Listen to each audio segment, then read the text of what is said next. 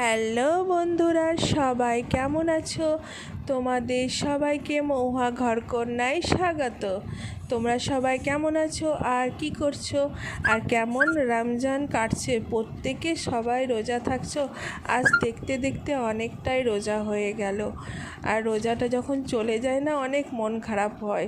রোজাটা মানে সবারই ভাগ্যে জুটে না এই রোজা, মানে এত স্পেশাল সবারই জন্য। আর সবাই অনেক অনেক ভালো থেকেও আশা করি।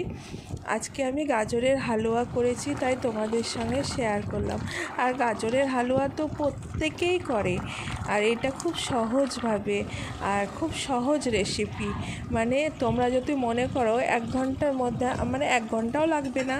যদি মনে করো কি আমি এক্ষুনি হালুয়া খাবো গাজর যদি থাকে তাহলে বাস, আর কিছু ব্যাপার নেই।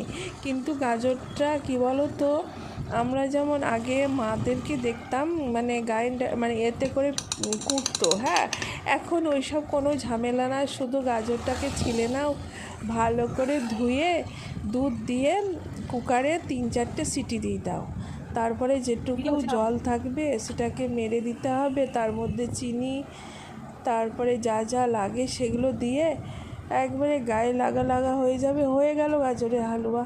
এবার তোমরা যেটা আর একটা খাই ঝরঝরা টাইপের, সেটা করতে গেলে এবার তোমাকে সেটা আলাদাভাবে করতে হবে, একটু টাইম লাগবে। কিন্তু এই যে হালুয়াটা, এটাও খেতে হেভি টেস্ট, একই সেম টেস্ট, কিন্তু আমাকে তো আরও বেশি ভালো লাগলো এটা।